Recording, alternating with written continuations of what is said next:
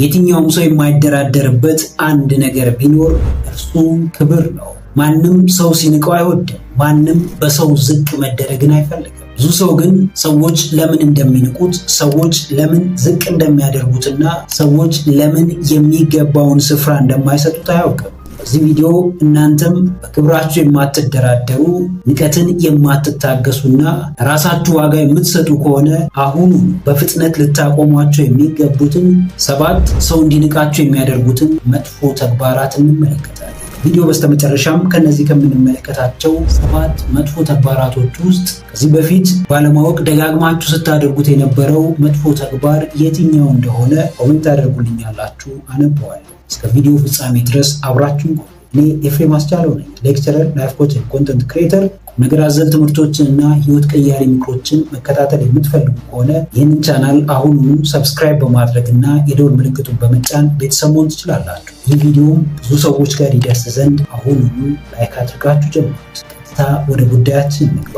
ሰዎች እንዲንቋቸው የሚያደርጉትን 7 መጥፎ ተግባራትን ደረጃ በደረጃ ከ7ኛው ጀምረን እንመለከታለን። 7ኛው ሰው እንዲንቃችሁ የሚያደርገው መጥፎ ተግባር የማይፈልጋችሁን ሰው አብዝቶ መፈለግ ነው፣ ወይም wanting someone who doesn't want you anymore። የማይፈልጋችሁ፣ የማያከብራችሁ፣ ለእናንተ ቦታ የማይሰጠው፣ ኢቭን የማያስታውሳችሁን ሰው አብዝቶ መፈለግ፣ ያንን ሰው መለማመጥ፣ ያንን ሰው መለመን፣ በሰው ዘንድ እንድትናቁ፣ በዛ ሰው ዘንድ እንድትገፉ፣ በዛ ሰው ዘንድ ቦታ እንዳይኖራችሁ ያደርጋችሁ። አንድ የምትወዱት ሰው ሊኖር ይችላል። የምታፈቁት፣ የምታከብሩት፣ ከልብ ትልቅ ቦታ የምትሰጡት ሰው ሊኖር ይችላል። ያ ሰው ለእናንተ ቦታ ከሌለው፣ የማያከብራችሁ፣ የማይወዳችሁ ከሆነ ግን የእናንተ መውደድ፣ የእናንተ እሱን ማፍቀር፣ የእናንተ ለሱ ትልቅ ቦታ መስጠት ምንም ዋጋ የለም።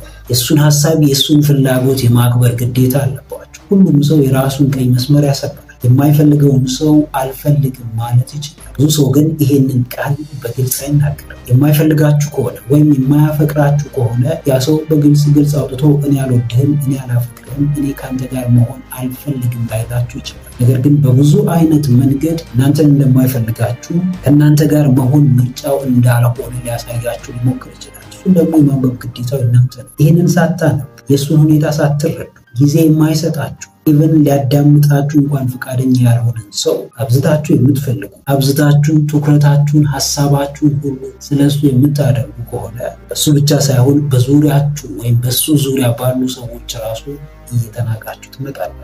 ይህ ክብር የምንለው ነገር የሚሰጥ ሳይሆን ራሳችን ሆነን ወደ ራሳችን የምናመጣው ነገር ነው። ብዙ ጊዜ በተለይ በፍቅር ህይወት ውስጥ ሰዎችን እንወዳለን፣ ልንወደድ እንችላለን፣ እናፈቅር እንችላለን፣ ሰው ሊያፈቅረን ይችላል። የምናፈቅረው ሰው የግድ ከኔ ጋር መሆን አለበት ብለን የምናስብ ከሆነ ህይወታችንን ሲሆን ነው የምናደርገው። ራሳችንን እያስጨነቅን ነው የሚመጣው። ይህ ልማድ ደግሞ እየተደጋገመ የሚመጣ ከሆነ ራሳችን የምንሰጠው ቦታ ራሱ እየወረደ ይመጣል። አንዳንድ ሰዎች በእንደዚህ አይነት ጉዳይ ራሳቸውን የሚያጠፉት ለምን ይመስላችኋል? ከራሳቸው በላይ ለዛ ለሚወዱት ሰው ቦታ ስለሚሰጡ።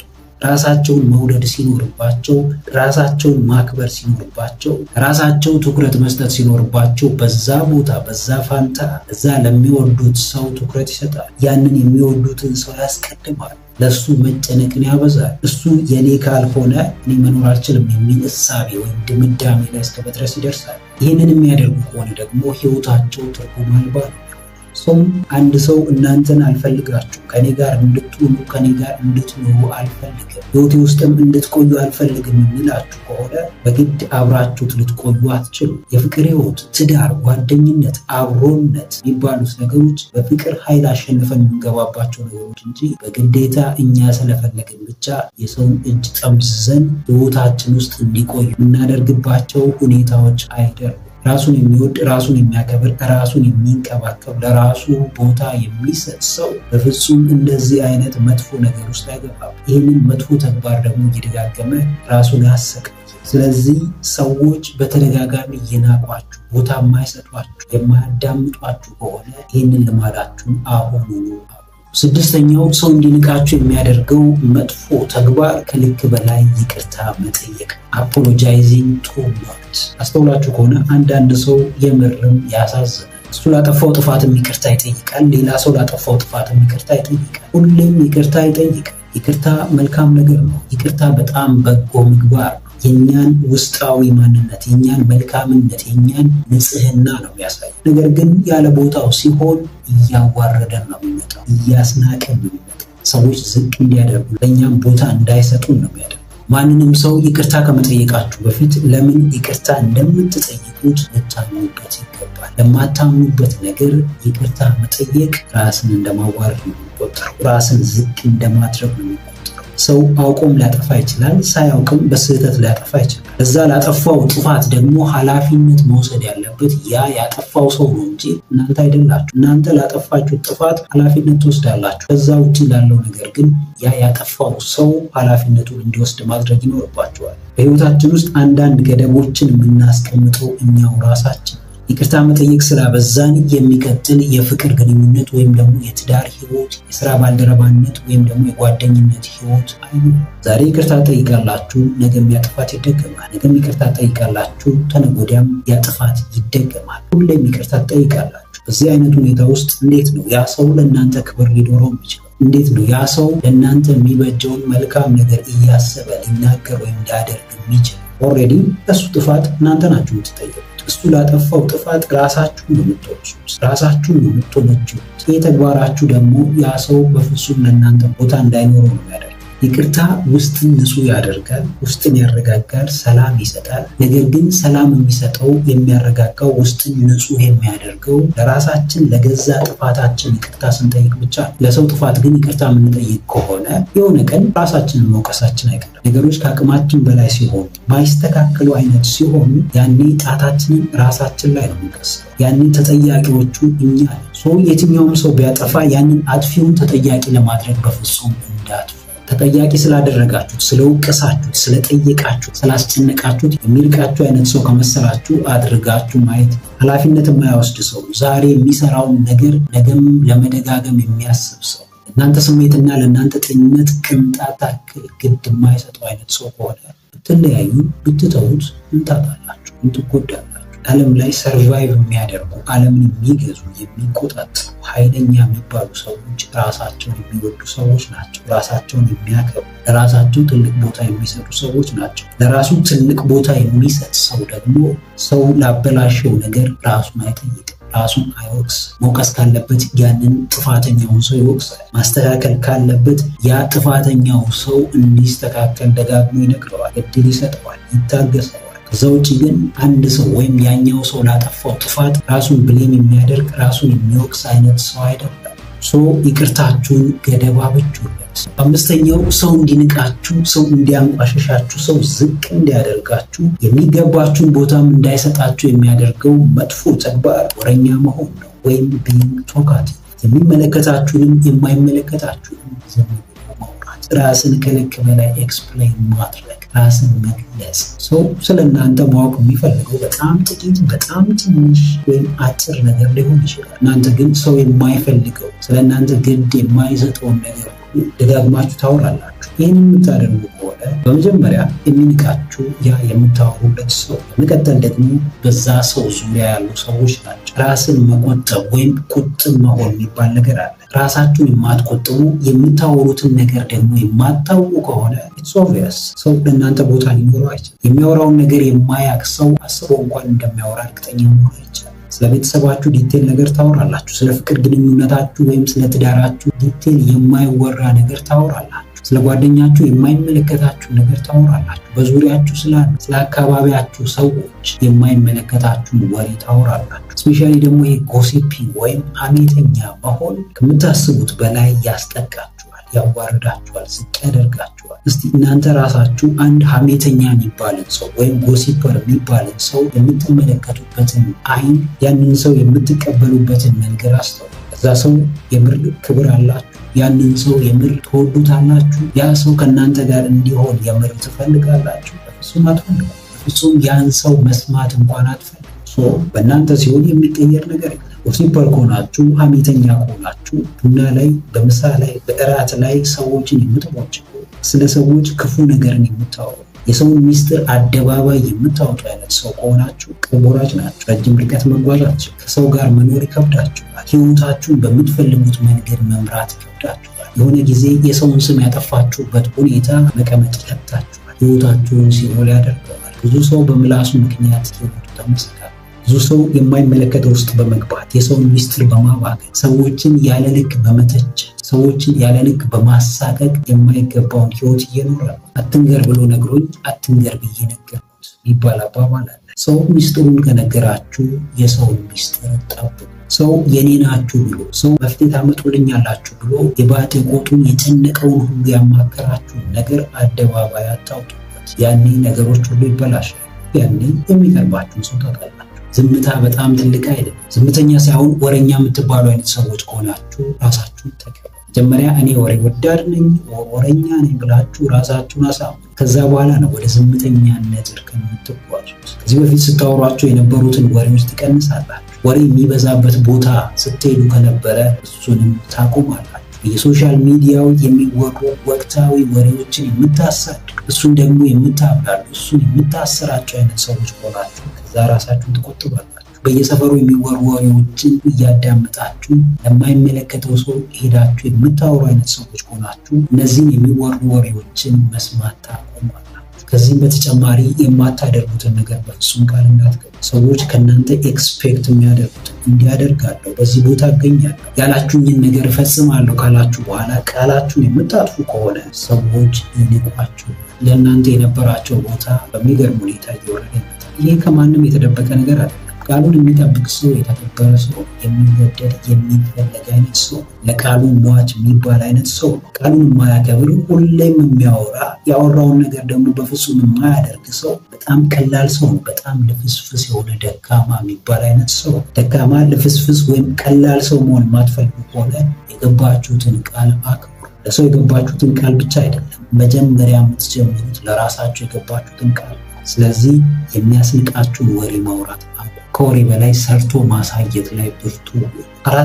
አራተኛው ሰው እንዲንቃችሁ የሚያደርገው መጥፎ ተግባር በሁሉም የሰው ሐሳብ መስማማት ወይም being too agreeable። ከሰው ጋር መስማማት፣ ከሰው ጋር መኖር፣ የሰውን ሐሳብ መቀበል ምንም ክፋት የለም። ነገር ግን ሁሉንም የሰው ሐሳብ ልትቀበሉ አትችሉም። ራሳችሁ እውነተኛ ከሆናችሁ፣ ለራሳችሁ አቋም ታማኝ ከሆናችሁ፣ የራሳችሁ የምታምኑበት አስተሳሰብ ካላችሁ የሁሉንም ሰው ሐሳብ ልትቀበሉ አትችሉም። የሁሉም ሰው ሐሳብ ሊያስማማችሁ አይችልም። ቢያንስ ኮንፍሮንት የምታደርጉት የምትቃወሙት ሐሳብ ይኖራል፣ የምትጥሉት ሐሳብ ይኖራል። የተባላችሁትን ሁሉ የምትቀበሉ ሰው ያላችሁን ሁሉ የምታደርጉ ስትላኩ ወይም ስትታዘዙ ለምን ብላችሁ የማትጠይቁ አይነት ሰዎች ከሆናችሁ ስቲል አሁንም ሰው እየናቃችሁ ይመጣል። ሰው እያዋረዳችሁ ለእናንተም ቦታ መስጠት እያቆመ ይመጣል። ሁላችንም የራሳችንን አቋም የማሳየት ግዴታ አለ። ወይ እሱ እኮ መጠጥ አይጠጣም፣ ወይ እሱ እኮ እንደዚህ አይነት ቦታ አይገኝም እስክትባሉ ድረስ አቋማችሁ ኦፊሻሊ እስኪታወቅ ድረስ አስተሳሰባችሁና አቋማችሁ ማራመድ ይኖርባችኋል። የራሳችሁ የግል አመለካከት ወይም የራሳችሁ አቋም ከሌላችሁ ሰው እንዴት ነው ለእናንተ ቦታ ሊኖረው የሚችለው? እንዴት ነው በእናንተ ሐሳብስ ደግሞ ሊስማማ የሚችለው? ኢቭን ከእናንተ ጋርም ለመከራከር የሚመጣ ሰው ላይኖር ይችላል። ቢኮዝ እናንተ ምንም አይነት ፍላጎት እንደሌላችሁ ነው የሚታሰብ። ሰው ያለውን ሁሉ ትከተላላችሁ፣ ሰው ያላችሁን ሁሉ ታደርጋላችሁ፣ ሰው ያላችሁን ሁሉ ታምናላችሁ። ይሄ ቢንግ ሶሻብል ወይም ተግባቢ መሆንና የሁሉንም ሰው ሐሳብ መቀበል በጣም ይለያያል። ሶሻብል መሆን ከሰዎች ጋር መግባባት ጀስት አቋም አልባ መሆን ማለት አይደለም። ወይም የራስን ሐሳብ ወደ ጎን ትቶ የሰውን ሐሳብ ብቻ መቀበል ወይም እሱን ብቻ ማራመድ ማለት አይደለም። ከዛ በተቃራኒ የራስን ሐሳብ እያራመዱ የራስን ሐሳብ እያንጸባረቁ የሚስማሙበትን የሰዎችን ሐሳብ ደግሞ መቀበል ማለት ነው። እናንተ በእነሱ ሐሳብ ስላልተስማማችሁ የማይቀበሏችሁ ከእናንተ ጋርም መሆን የማይፈልጉ አይነት ሰዎች ካሉ ይሄ የራሳቸው የግል ችግር ነው ወይም የራሳቸው የግል ጉዳይ ነው። እሱ የእናንተ ጉዳይ አይደለም። እሱ እናንተን አይመለከታችሁ። እናንተን የሚመለከታችሁ ትልቁ ነገር የእናንተ አመለካከት ወይም የእናንተ አቋም። ሁሉም ሰው የራሱ የህይወት መርህ ወይም ላይፍ ፕሪንሲፕል ይኖረዋል። ያንን ላይፍ ፕሪንሲፕል የሚያሳይበት መንገድ ደግሞ ሰዎች እሱን እንዴት ትሪት እንደሚያደርጉ ማሳያ ይሆናል። የራሳችሁ የህይወት መርህ ሲኖራችሁና ዝም ብላችሁ በሰው የህይወት መርህ የምትነዱ አይነት ሰዎች ስትሆኑ በሰዎች ዘንድ ያላችሁ ቦታ በፍጹም አንድ አይነት ሊሆን አይችልም። ይህንን ደግሞ ልታስተካክሉ የምትችሉት የራሳችሁን አይዲዮሎጂ፣ የራሳችሁን እምነት፣ የራሳችሁን ፍላጎት፣ የራሳችሁን አቋም ማራመድ ስትችሉ ብቻ ነው። ሰው ላይወደው ይችላል፣ ሰው ላይስማማበት ይችላል። ኢቨን ሰው በዛ ምክንያት ሊጠላችሁና ሊገፋችሁ ከዛም በላይ ሊንቃችሁ ሊያቋሽሻችሁ ይችላል። ነገር ግን እናንተ ለአቋማችሁ ሟች እስከሆናችሁ ድረስ ለዛ አቋማችሁ እስከ መጨረሻው የምትፋለሙ አይነት ሰዎች ሆናችሁ ሰው ወዶ ሳይሆን በግዱ ነው የሚያከብራችሁ። ወዶ ሳይሆን በግዱ ነው የሚፈልጋችሁ። ወዶ ሳይሆን በግዱ ነው ቦታ የሚሰጣችሁ። ዓለም እንዲህ ነው የምትሰራው። የሚፈሩ የሚከበሩ የሚወደዱ ሰዎች የራሳቸው አቋም ያላቸው ራሳቸው አመለካከት የሚያምኑ የሚፈልጉትን ለማድረግ ደፋር የሆኑ ሰዎች ናቸው። የሁሉንም ሰው ሀሳብ ስለተቀበላችሁ በሁሉም ሰው አመለካከት ስላመናችሁ ያንን ያመናችሁትን አመለካከት ደግሞ ለመተግበር ስለጣራችሁ ብቻ ሰው ይወደኛል፣ ሰው ይቀበለኛል፣ ሰው ያከብረኛል ብላችሁ የምታስቡ ከሆነ ተሳስታችሁ። እዚህ ጋር ቆም ብላችሁ ማሰብ ይኖርባችኋል።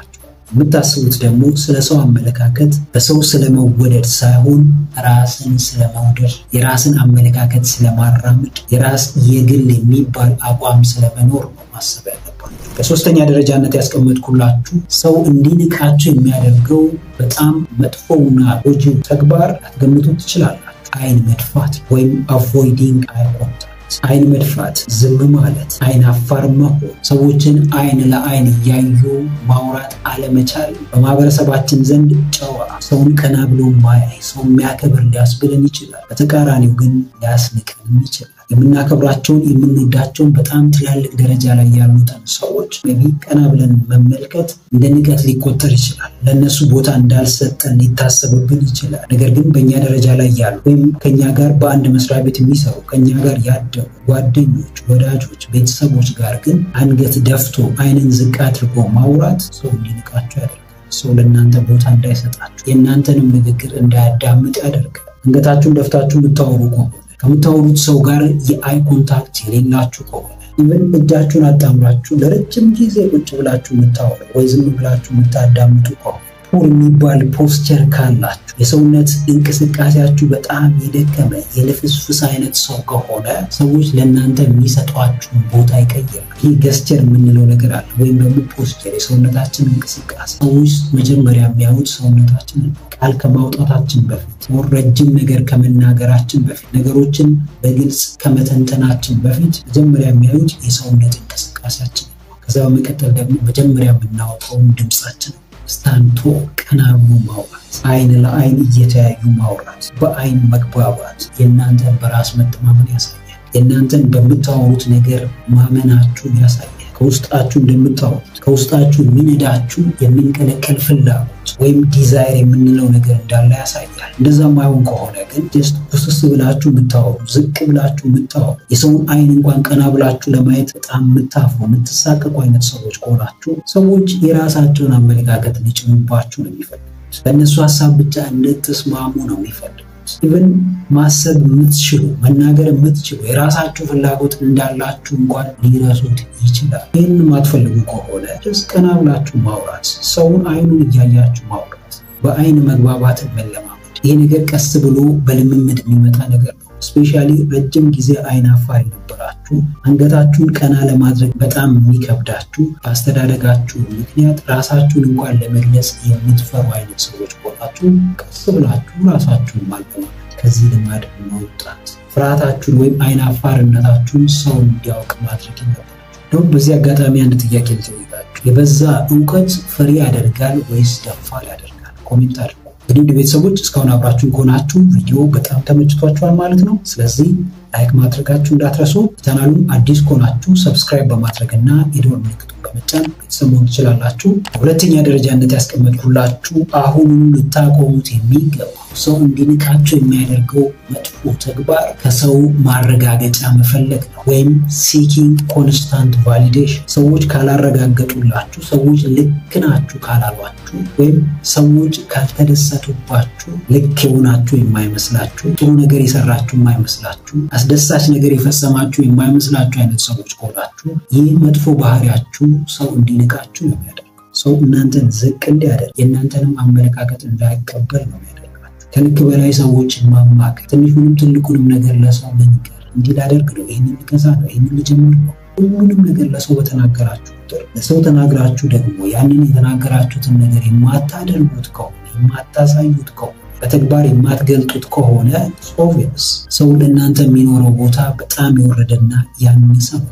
ፈልጋችሁ እንደዚህ አይነት ነገር ላታደርጉ ትችላላችሁ። ካላችሁ የውድቀት ፍራቻ፣ ካላችሁ በሰዎች የመተቸት ፍራቻ ይህንን ነገር ደጋግማችሁ ልታደርጉ ትችላላችሁ። ነገር ግን ሰውን አማከራችሁም አላማከራችሁም፣ ለሰው ነገራችሁም አልነገራችሁም፣ አዲስ ነገር የምታደርጉ አዲስ ነገር የምትጀምሩ አይነት ሰዎች ከሆናችሁ ወደቃችሁ ወይም መሳሳታችሁ የሰው ምላስ ውስጥ መግባታችሁ የማይቀር ጉዳይ ነው። ለእንደዚህ አይነት ነገሮች ራስን ማዘጋጀት ያስፈልጋል። የምታምኑበትን ነገር ከልባችሁ ማድረግ፣ ራሳችሁ በራሳችሁ ለወሰናችሁት ነገር ታምኖ መገኘት። ብዙ ሰውን ባማከራችሁ ቁጥር የእናንተ ሀሳብ የእናንተ አመለካከት ቫልዩለስ ዋጋ ቢስ እየሆነ ነው።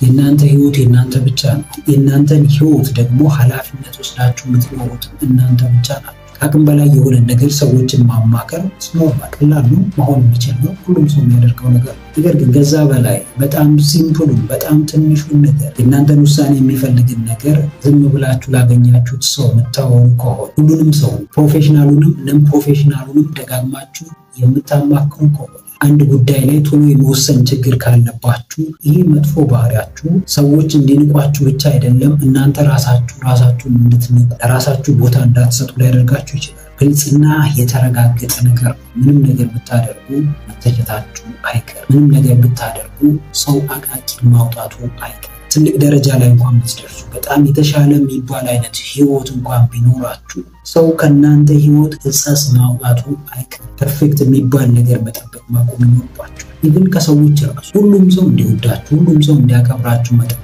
ሁሉም ሰው እናንተ የምታደርጉትን ነገር እንዲወድ፣ ተግባራችሁን እንዲቀበል፣ እናንተንም እንዲፈልጋችሁ መጠበቅ ማቆም ይኖርባችኋል። ቫሊዴሽን መጠበቅ ብዙ ህልሞችን የገደለ ብዙ ሰዎችንም ደግሞ የማይፈልጉትን ህይወት እንዲኖሩ ያደረገ መጥፎ ተግባር ነው። ስለዚህ ሰው ወደደላችሁም አልወደደላችሁም፣ ሰው አረጋገጠላችሁም አላረጋገጠላችሁም፣ ሰው ተቀበላችሁም አልተቀበላችሁም የኔ የምትሉትን ሐሳብ ወደ ምድር ለማምጣት በፍጹም እንዳትፈሩ። እንደዚህ አይነት አሳስሮ የያዛችሁን አመለካከት ሰብራችሁ ስትወጡ ራሳችሁን ማስከበር ትጀምራላችሁ።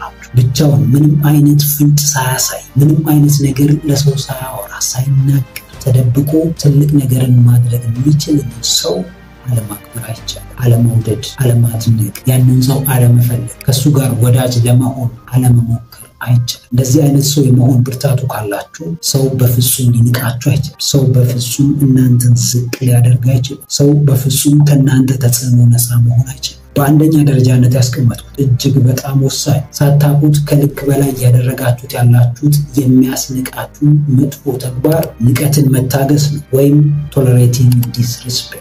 ሰዎች እንደሚንቋችሁ እያወቃችሁ፣ ሰዎች ለእናንተ ቦታ እንደማይሰጧችሁ፣ ሰዎች የእናንተን አስተሳሰብ እንደማይወዱት፣ ከእናንተ ጋር መሆን እንደማይፈልጉ እያወቃችሁ ያንን ንቀታቸውን ያንን ዲስሪስፔክት ማድረጋቸውን ተቀብላችሁ የምትኖሩ ከሆነ እስከ መጨረሻው ታግሼ እኖረዋለሁ ብላችሁ የምታስቡ ከሆነ እዚህ ጋር ነው ውድቀታችሁ የሚጀምረው። ይበልጥ እየተናቃችሁ የምትመጡት እዚህ ጋር ነው። ህይወታችሁ በዚህ መንገድ የሚቀጥል ከሆነ ያ የምትፈሩት የሚያሳቅቃችሁ፣ ኢንሴኪውር የሚያደርጋችሁ፣ አእምሯችሁን የሚረብሸው፣ ስሜታችሁን የሚረብሸው፣ መረጋጋት የሚነሳችሁ ንቀት የተባለው መጥፎ ተግባር እስከ ህይወታችሁ ፍጻሜ ድረስ አብራችሁ ይቀጥላል። በተደጋጋሚ ያሰመራችሁት ቀይ መስመር ሲጣስ እያያችሁ ዝም ማለት፣ ምንም እንዳልተፈጠረ ቸል ብሎ መሄድ፣ ምንም እንዳልተፈጠረ ለማስመሰል መሞከር፣ እየተጎዳችሁ እየተበደላችሁ እንዳልተጎዳችሁ ለማስመሰል መሞከር ከምንም በላይ ስሜታችሁን ይጎዳል፣ ጤናችሁን ይጎዳል፣ ውስጣችሁን ይረብሸዋል። ምንም ያክል ትልቅ ህልም ውስጣችሁ ቢኖር፣ ትልቅ ፍላጎት ማድረግ የምትፈልጉት በጣም ትልቅ ብዙ ሰዎችንም መጥቀም የሚችል ፕሮጀክት ውስጣችሁ ቢኖር እንኳን በዚህ መጥፎ ተግባር ወይም በንቀቱ ምክንያት ያ የምትፈልጉትን ነገር ሳታደርጉ ትቀራላችሁ። ህይወታችሁ እየተመሰቃቀለ ይመጣል። ህይወታችሁ በዚህ ምክንያት የሚመሰቃቀል ከሆነ ደግሞ ለህይወታችሁ መመሰቃቀል ትልቁን ኃላፊነት የምትወስዱት እናንተ ትሆናላችሁ። ታጋሽ መሆን በጣም መልካም ነገር ነው። ሩህሩህ መሆን፣ የዋህ መሆን፣ ደግ መሆን በጣም መልካም ነገር ነው። እግዚአብሔርም የሚወደው በፈጣሪ ዘንድም ትልቅ ቦታን የሚያሰጥ መልካምና የተቀደሰ ተግባር ነው። ነገር ግን ሁሉም ነገር ልክ ይኖረዋል። የዋህነት ሲበዛ ጅልነት ወይም ሞኝነት ነው። ደግነት ሲበዛ፣ ለሰው ማሰብ ሲበዛ፣ የራስን ስሜት ወደ ጎን መተው፣ ራስን ንቆ ራስን ዝቅ አድርጎ ሰዎችን ከፍ ለማድረግ የሰዎችን አስተሳሰብ ለማራመድ መሞከር፣ የሰዎችን ተግባር ብቻ አፕሪሼት ማድረግ በጣም አደገኛ ነው። ሳታውቁትና ሳታስቡት ነው የሚጥላችሁ የሚያጠፋችሁ። እዚህ ጋር በጣም ትልቅ ጥንቃቄ ያስፈልጋል። ከሰው ጋር ነው የምንኖረው፣ ማህበራዊ ፍጡራን ነው። ስለዚህ ብቻችንን መኖር ላንችል እንችላለን። ነገር ግን በዛው ልክ ከማይወዱን ከማያከብሩ ሁሌም ንቀትን ካሳዩን ሰው ጋር የመኖር ግዴታ ያለበት። የማይወዳችሁ የማይፈልጋችሁ ሁሌም የሚንቃችሁ አንድ ሰው ሊኖር ይችላል። የሚወዳችሁ የሚያከብራችሁ የሚያፈቅራችሁ ለእናንተም ትልቅ ቦታ የሚሰጣችሁ ግን በጣም ብዙ ሰው አለ። ዙሪያችሁን ተመልከቱ፣ አካባቢያችሁን አጥኑት። ሁሌም እየተናቃችሁና እየተንቋሸሻችሁ እንድትኖሩ የፈረደባችሁ ማንንም ሰው እያንዳንዱን የምትኖሩትን ህይወት የምትመርጡት እናንተ ብቻ ናችሁ። በእናንተ ምርጫ ጣልቃ የሚገባ ማንም ሰው የለም። ንቀትን እስከ መቼ መታገስ እንዳለባችሁ ማወቅ ይኖርባችኋል። ትቶ መሄድ መለየት ካለባችሁ መለየት ይኖርባችኋል። ያንን የሚንቃችሁን ሙዳችሁን የሚያበላሸውን ስሜታችሁን የሚያበላሸውን ውስጣችሁን የሚረብሸውን ሰው የመጨረሻ አማራጫችሁ መለየትና ያንን ሰው ጥሎ መሄድ ከሆነ ለራሳችሁ ብላችሁ፣ ቤተሰብ ካላችሁ ለቤተሰባችሁ ብላችሁ፣ ልጆች ካሏችሁ ለልጆቻችሁ ብላችሁ ያንን ማድረግ ሊኖርባችሁ ይችላል። ከኛ ውጭ ያሉ ነገሮች ሁሉም ነገሮች ትርፍ ናቸው። መጀመሪያ የምንቀድመው እኛ ራሳችንን ማክበር ስንችል፣ ለራሳችን ቦታ መስጠት ስንችል፣ ለራሳችን ጊዜ መስጠት ስንችል፣ ለራሳችን ትኩረት መስጠት ስንችል ብቻ ነው ሰዎች ለእኛ ትኩረት ሊሰጡ የሚችሉት፣ ንቀታቸውን ማቆም የሚችሉት፣ እኛንም ሊያከብሩን የሚችሉት። አንዳንድ ሰዎች እነሱ ለሰዎች ከሚሰጡት በላይ ክብርን ሊፈልጉ ይችላል። መከበርን፣ መወደድን፣ መፈለግን ሊፈልጉ ይችላል። ይሄ ግን የእናንተ ስህተት ሳይሆን የእነሱ ስህተት። ሁሉንም ነገር በልክ ማድረግ መድኃኒት የሚሆነው በልክ ሲዋጥ ብቻ። ክብር የሚባለው ነገርም መልካም ውጤት የሚኖረው ትልቅ ደረጃ ላይም ሊያደርስ የሚችለው በልክ ሲሆን ብቻ ነው። ሰውን በሰውነቱ አቁሙ። በፍጹም ሰው እንዳትንቁ። እናንተም ሰው እንዲያከብራችሁ፣ ሰው በፍጹም እንዳይንቃችሁ እነዚህም 7 መጥፎ ተግባራት አሁን ነው። እንግዲህ ውድ ቤተሰቦች ለዛሬ ይዤላችሁ የመጣሁት ሀሳብ ይህንን ይመስላል። ከነዚህ ከተመለከትናቸው 7 ሰው እንዲንቃችሁ ከሚያደርጉ መጥፎ ተግባራቶች ውስጥ ከዚህ በፊት ባለማወቅ ደጋግማችሁ ስታደርጉት የነበረው መጥፎ ተግባር የትኛው እንደሆነ ኮሜንት አድርጉልኝ፣ አነበዋለሁ። ይህንን ቪዲዮ ጠቃሚ ሆኖ ካገኛችሁት ላይክ ማድረጋችሁ እንዳትረሱ። እንዲሁም ደግሞ ይጠቅማቸዋል ብላችሁ ለምታስቧቸው ለወዳጆቻችሁ፣ ለጓደኞቻችሁ ሼር አድርጉላቸው። ቁም ነገር አዘል ትምህርቶችንና ህይወት ቀያሪ ምክሮችን መከታተል የምትፈልጉ ከሆነ ይህንን ቻናል አሁኑኑ ሰብስክራይብ በማድረግና የደወል ምልክቱን በመጫን ቤተሰቦች ትችላላችሁ። ስለነበረን ጊዜ ሁሉ በጣም አመሰግናለሁ። ቀጣይ ቪዲዮ በአዲስ ሀሳብ እስክንገናኝ ሰላማችሁ ይብዛ።